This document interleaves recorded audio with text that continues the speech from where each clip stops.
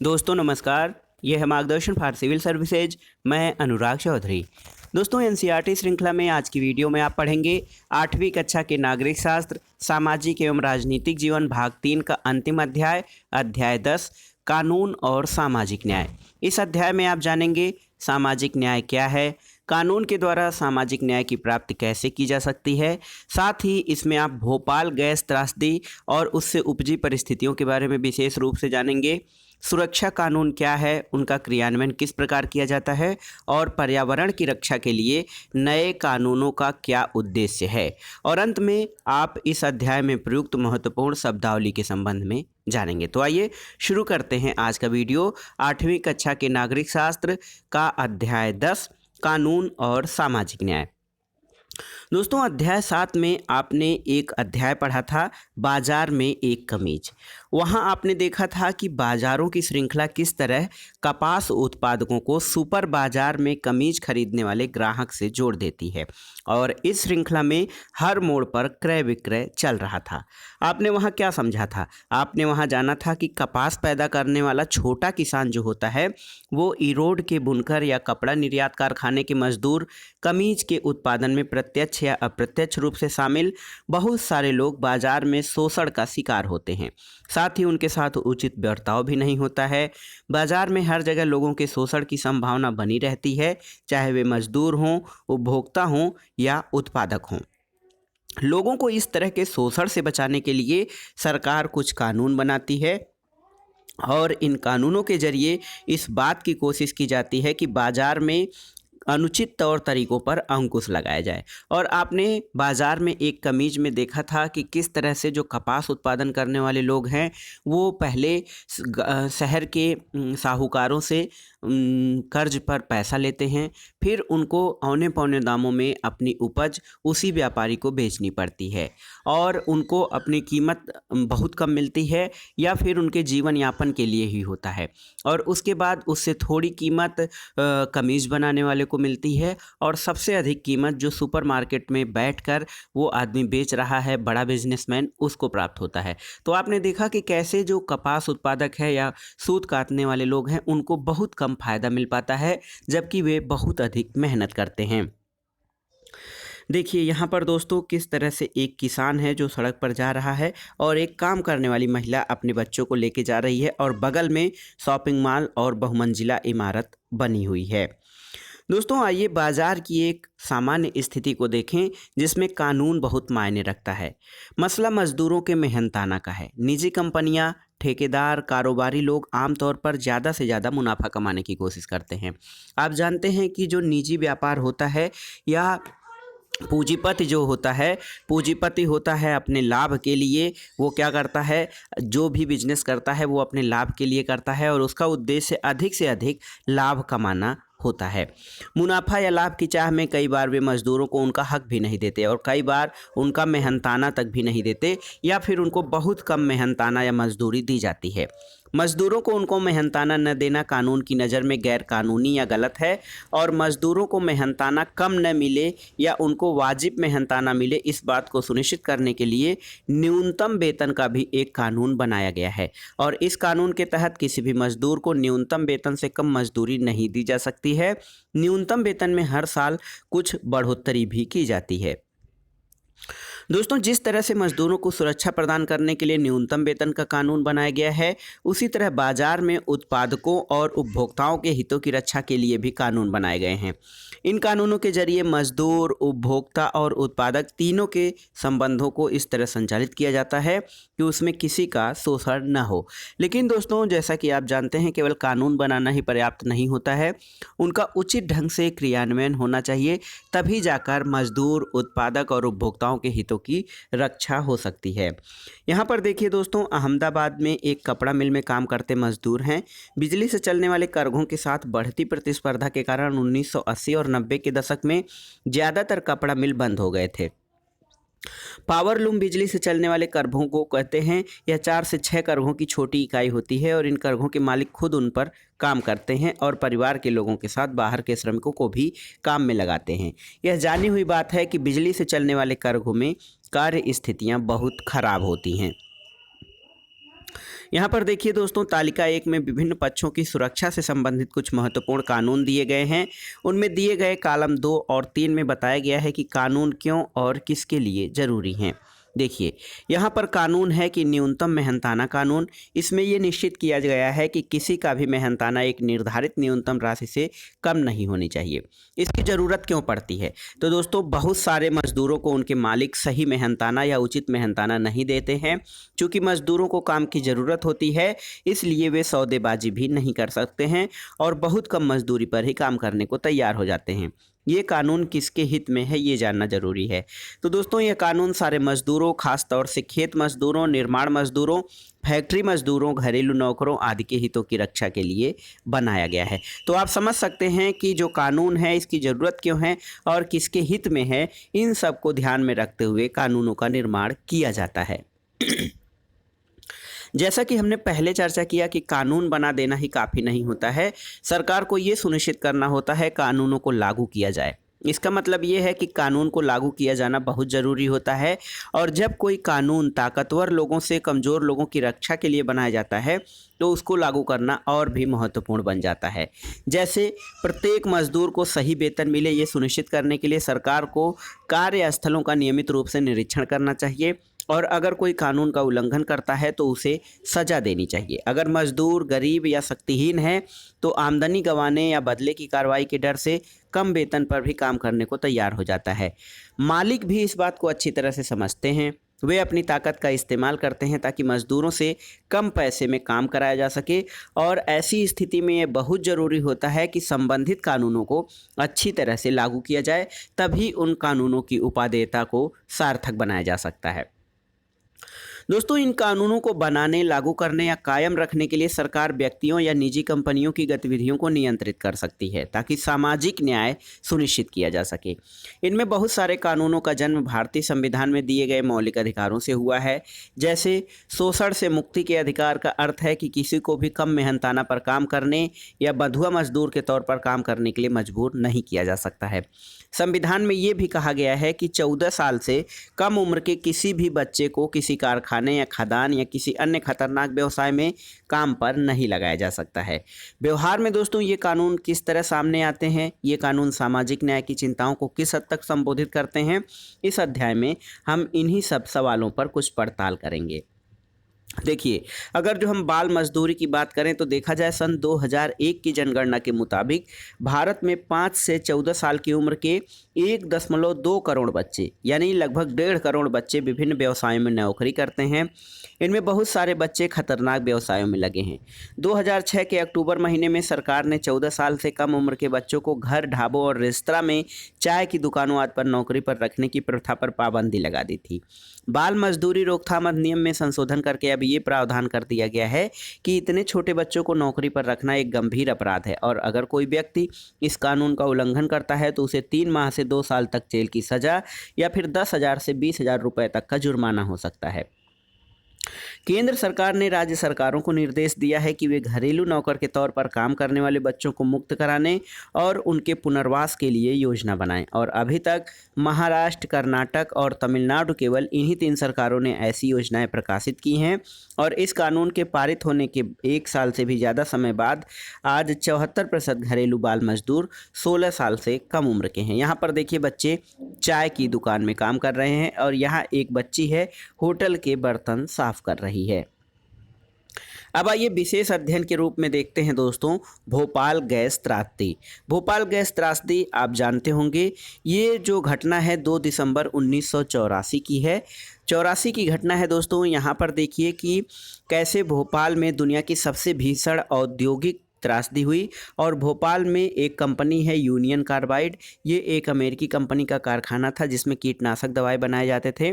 2 दिसंबर 1984 की रात के 2 बजे यूनियन कार्बाइड के इस संयंत्र में मिथाइल आइसोसाइनाइड यानी MIC गैस रिसने लगी और यह बेहद जहरीली गैस होती है। इस दुर्घटना की चपेट में आने वाली अजीज़ा सुल्तान कहती हैं कि तकरीबन 12:30 बजे मुझे अपने बच्चे को तेज़ खांसी की आवाज़ सुनाई दी। कमरे में हल्की सी रोशनी थी। मैंने देखा कि पूरा कमरा सफ़ेद धुएं से भरा हुआ था। मुझे लोगों के चीखने की आवाज़ें सुनाई दी। सब कह रहे थे भागो भागो। इसके बाद मुझे भी खांसी आने लगी। लगता था जैसे मैं आग में सांस ले रही हूँ। आंखें बुरी तरह से जलने लगीं। दोस्तों 3 दिन के भीतर ही 8,000 से ज़्यादा लोग मौत के मुंह में चले गए। लाखों लोग गंभीर रूप से प्रभावित हुए। और दोस्तों जहरीली गैस के संपर्क में आने वाले ज़्यादातर लोग गरीब कामकाजी परिवारों के लोग थे। उनमें लगभग 50,000 लोग आज भी इतने बीमार हैं कि कुछ काम नहीं कर सकते। जो लोग इस गैस के असर में आने के बावजूद जिंदा रह गए थे, उनमें से बहुत सारे लोग गंभीर सांस के विकार, आँख की बीमारी और अन्य समस्याओं से पीड़ित हैं। बच्चों में अजीबोगरीब विकृतियां उत्पन्न हो रही हैं और इस चित्र में दिखाई दे रही लड़की इस बात का उदाहरण है। दोस्तों यह तबाही कोई दुर्घटना नहीं थी। यूनियन कार्बाइड ने पैसा बचाने के लिए सुरक्षा उपायों को जानबूझकर नज़रअंदाज किया था और 2 दिसंबर की त्रासदी से बहुत पहले भी कारखाने में गैस का रिसाव हो चुका था। इन घटनाओं में एक मजदूर की मौत हुई थी जबकि बहुत सारे लोग घायल हुए थे। दोस्तों सबूतों से पूरी तरह साफ था कि इस महाविनाश के लिए यूनियन कार्बाइड ही दोषी है, लेकिन कंपनी ने अपनी गलती मानने से इनकार कर दिया। इसके बाद शुरू हुई कानूनी लड़ाई में पीड़ितों की ओर से सरकार ने यूनियन कार्बाइड के खिलाफ दीवानी मुकदमा दायर किया। 1985 में सरकार ने $3 अरब का मुआवजा मांगा था, लेकिन 1989 में केवल $47 करोड़ के मुआवजे पर अपनी सहमत दे दी गई थी। और इस त्रासदी से जीवित बच निकलने वाले लोगों ने भी इस फैसले के खिलाफ सर्वोच्च न्यायालय में अपील की, मगर सर्वोच्च न्यायालय ने भी इस फैसले में कोई बदलाव नहीं किया। दोस्तों यूनियन कार्बाइड फैक्ट्री तो बंद कर दी गई, लेकिन भारी मात्रा में विषैले रसायन वहीं छोड़ दिए गए। ये रसायन रिस कर ज़मीन में जा रहे हैं, जिससे वहाँ का पानी दूषित हो रहा है। अब यह संयंत्र डाउ केमिकल नामक कंपनी के कब्जे में है, जो इसकी साफ सफाई का जिम्मा उठाने को तैयार नहीं है।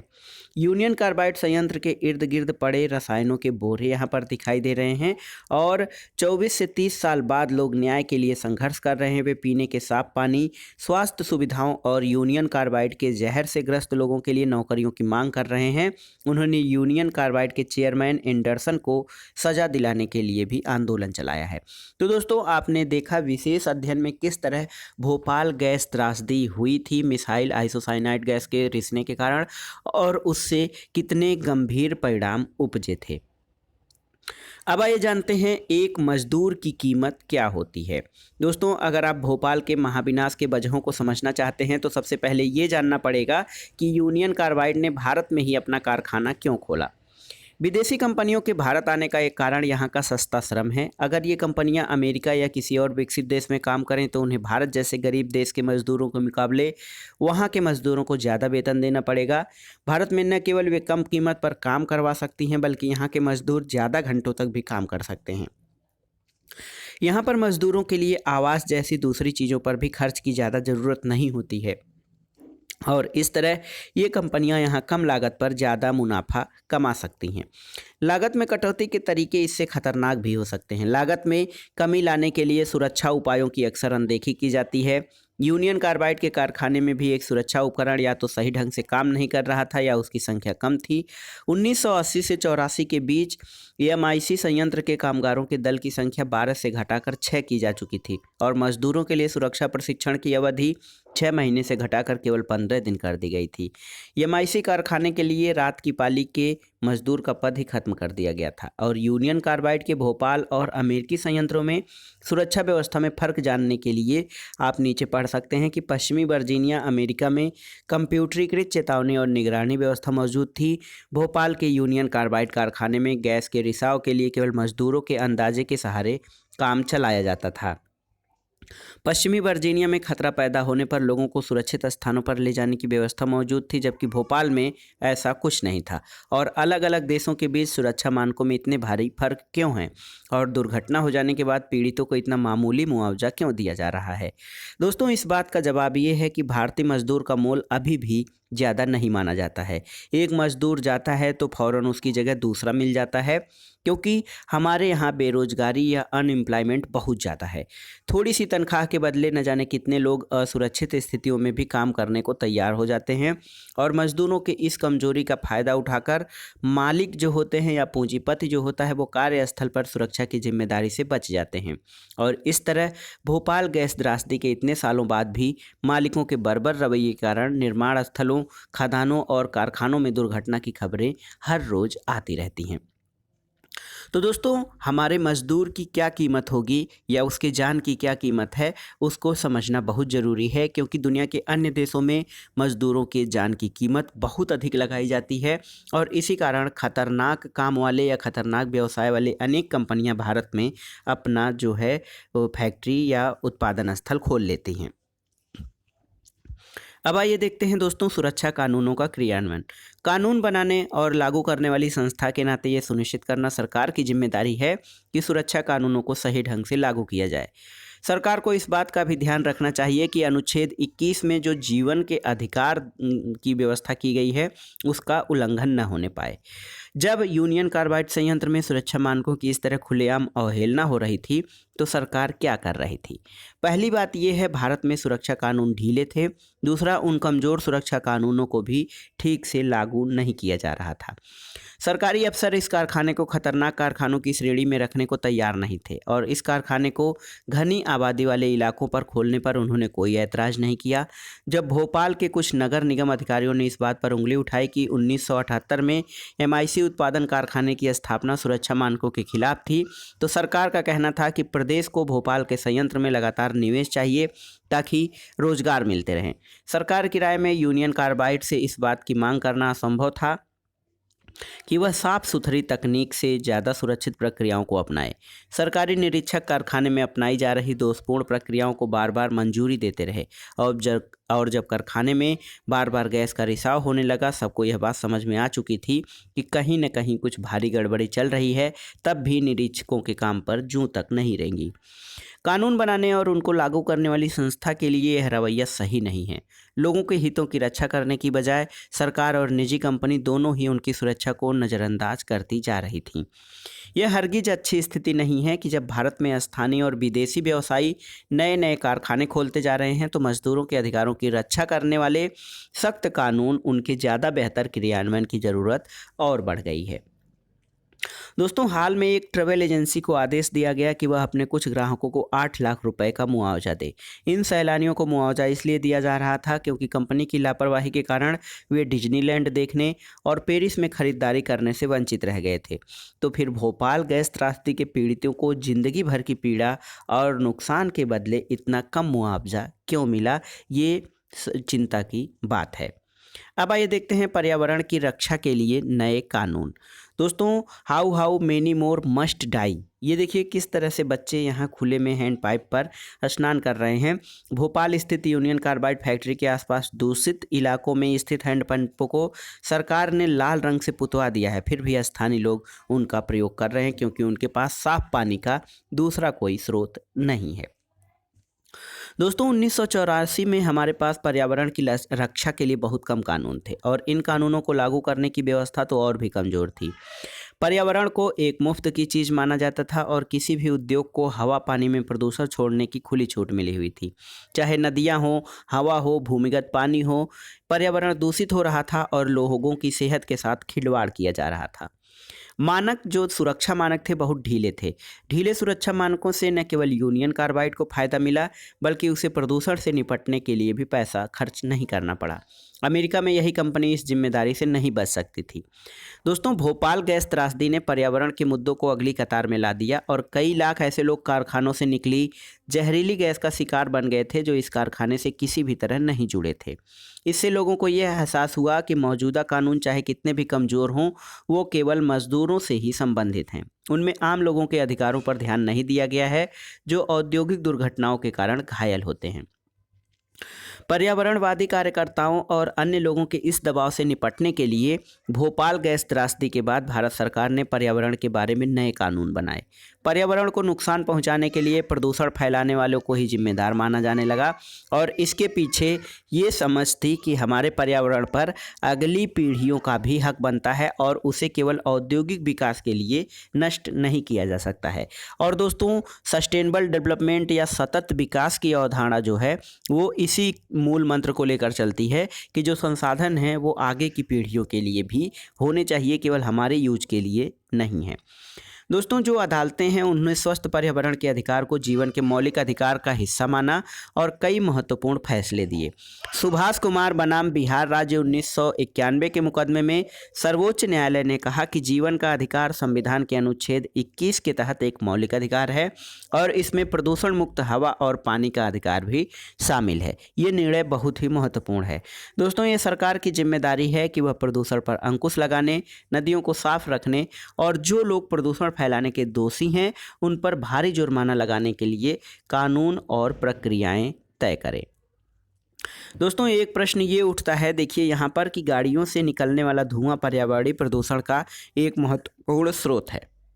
1998 के बाद सर्वोच्च न्यायालय ने कई फैसलों में ये आदेश दिया है कि दिल्ली में डीजल से चलने वाले सभी सार्वजनिक वाहन कंप्रेस्ड नेचुरल गैस यानी सीएनजी ईंधन का इस्तेमाल करें और इन प्रयासों से दिल्ली जैसे शहरों के वायु प्रदूषण में काफ़ी गिरावट आई है। लेकिन centre for science and environment नई दिल्ली की एक ताज़ा रिपोर्ट में कहा गया है कि हवा में विषैले पदार्थों का स्तर काफ़ी ऊंचा है।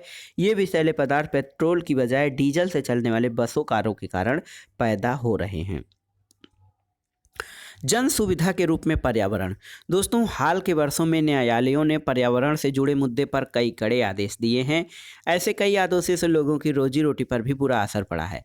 जैसे अदालत ने आदेश दिया कि दिल्ली के रिहायशी इलाकों में काम करने वाले उद्योगों को बंद कर दिया जाए, उन्हें शहर से बाहर दूसरे इलाकों में भेज दिया जाए। इससे कई सारे कारखाने आसपास के वातावरण को प्रदूषित कर रहे थे और इन कारखानों की गंदगी से यमुना नदी भी प्रदूषित हो रही थी, क्योंकि इन कारखानों को नियमों के हिसाब से नहीं चलाया जा रहा था।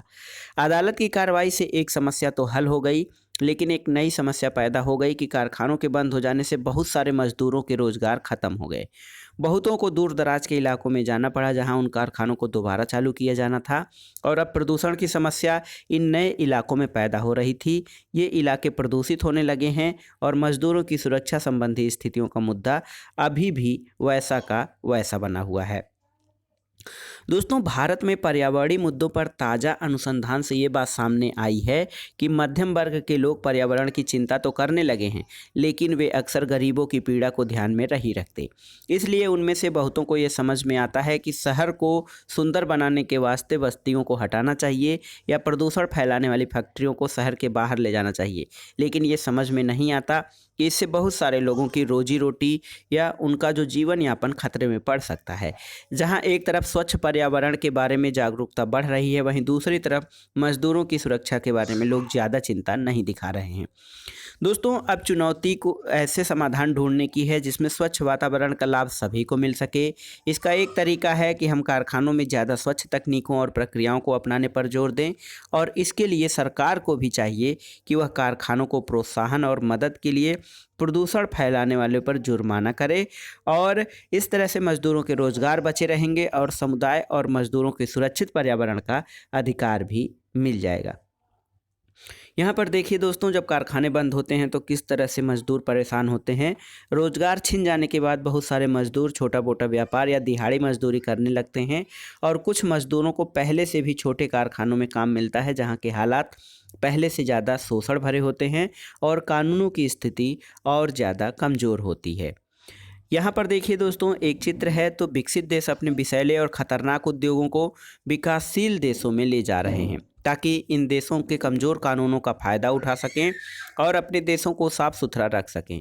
दक्षिण एशियाई देश खासतौर से भारत, बांग्लादेश और पाकिस्तान कीटनाशक, एस्बेस्टस बनाने वाले और जस्ते और शीशे को संसाधित करने वाले कारखानों को बड़े पैमाने पर अपने यहाँ बुला रहे हैं और ये जो उद्योग हैं, ये कारखाने हैं, अत्यंत जहरीले रसायन उत्पन्न करते हैं। निष्कर्ष रूप में क्या कहा जा सकता है दोस्तों, चाहे बाजार हो, दफ्तर या कोई कारखाना हो, बहुत सारी स्थितियों में लोगों को गलत और तौर तरीकों से बचाने के लिए कानून बहुत ज़रूरी होता है। निजी कंपनियां, ठेकेदार, व्यवसायी आदि ज़्यादा मुनाफा कमाने के चक्कर में गलत हथकंडे भी अपनाने लगते हैं। जैसे वे मजदूरों को कम मेहनताना देते हैं, बच्चों से काम करवाते हैं, काम की स्थितियों पर ध्यान नहीं देते हैं या फिर पर्यावरण का ख्याल नहीं रखते और इस तरह आसपास के लोगों को भी नुकसान पहुंचाते हैं। ऐसे में सरकार की बहुत बड़ी जिम्मेदारी होती है। सरकार की ये जिम्मेदारी बनती है कि वह निजी कंपनियों को गलत तौर तरीकों को रोकने और सामाजिक न्याय प्रदान करने के लिए कानून बनाए उनको लागू करे और उन पर निगरानी रखे। यानी न सरकार को केवल सही कानून बनाने चाहिए बल्कि उनको लागू भी करना चाहिए और कड़ाई से लागू करना चाहिए। अगर कानून कमज़ोर है और उनको सही ढंग से लागू न किया जाए तो उनसे भारी नुकसान हो सकता है। भोपाल गैस त्रासदी इस बात का सबूत है। दोस्तों, इस दिशा में सरकार की तो जिम्मेदारी बनती ही बनती है। आम लोगों भी दबाव डालकर निजी कंपनियों और सरकार दोनों को समाज के हित में काम करने के लिए बाध्य कर सकते हैं। पर्यावरण एक ऐसा विषय है जहां लोगों ने जनहित के लिए दबाव डाला है और न्यायालयों ने भी स्वस्थ पर्यावरण के अधिकार को मौलिक अधिकार के रूप में जीवन का अभिन्न हिस्सा माना है। और इस अध्याय में हमने इस बात पर जोर दिया है कि लोगों को इस बात के लिए आवाज़ उठानी चाहिए कि स्वस्थ वातावरण की सुविधा सबको मिले। और इसी तरह मजदूर अधिकारों यानी काम का अधिकार, सही मेहनताना और मानवोचित कार्य स्थितियों का अधिकार के क्षेत्र में अभी हालात काफ़ी ख़राब हैं। लोगों को इस बात के लिए आवाज़ उठानी चाहिए कि मजदूर या कामगारों के अधिकारों की रक्षा के लिए एक सख्त कानून जो है बनाए जाएं ताकि सबको जीवन का और आजीविका का अधिकार मिल सके। तो दोस्तों, ये था आज का अध्याय कानून और सामाजिक न्याय। आपने देखा। अब आइए देखते हैं इस अध्याय में प्रयुक्त जो महत्वपूर्ण शब्द हैं उनके बारे में। उपभोक्ता या कंज्यूमर, जो व्यक्ति बाजार में बेचने के लिए नहीं बल्कि निजी इस्तेमाल के लिए कोई चीज़ खरीदता है उसे उपभोक्ता कहा जाता है। उत्पादक या प्रोड्यूसर, ऐसा व्यक्ति या संस्थान जो बाजार में बेचने के लिए चीज़ें बनाता है। कई बार उत्पादक अपने उत्पादन का कुछ हिस्सा निजी इस्तेमाल के लिए भी रख लेते हैं, जैसे कि किसान। निवेश या इन्वेस्टमेंट क्या है? तो दोस्तों, भविष्य में उत्पादन बढ़ाने, सुधारने के लिए नई मशीनरी या इमारत या प्रशिक्षण पर खर्च होने वाला पैसा निवेश कहलाता है। मजदूरों की यूनियन यानी लेबर यूनियन, मजदूरों का संगठन मजदूरों का यूनियन कहलाता है। आमतौर पर मजदूर यूनियनें कारखानों और दफ्तरों में दिखाई देती हैं, लेकिन अगर अन्य किस्म के मजदूरों की भी यूनियन हो सकती हैं, जैसे घरेलू नौकरों की यूनियन। यूनियन के नेता अपने सदस्यों की ओर से मालिकों के साथ सौदेबाजी और बातचीत करते हैं और मजदूर यूनियनें वेतन, श्रम नियमावली, नियुक्ति, बर्खास्तगी और पदोन्नत से संबंधित लाभों और कार्यस्थल की सुरक्षा आदि मुद्दों पर काम करती हैं। तो दोस्तों, ये था आज का वीडियो। 8वीं कक्षा के एनसीईआरटी नागरिक शास्त्र का अध्याय 10 कानून और सामाजिक न्याय। दोस्तों, अनेक प्रकार के कानून सामाजिक न्याय को लाने में महत्वपूर्ण भूमिका निभा सकते हैं, लेकिन उन कानूनों को लागू करना, उनका क्रियान्वयन करना बहुत ही महत्वपूर्ण होता है। वीडियो कैसा लगा हमें कमेंट बॉक्स में ज़रूर बताइएगा। वीडियो को लाइक करें, शेयर करें और इस चैनल मार्गदर्शन फॉर सिविल सर्विस को सब्सक्राइब करें।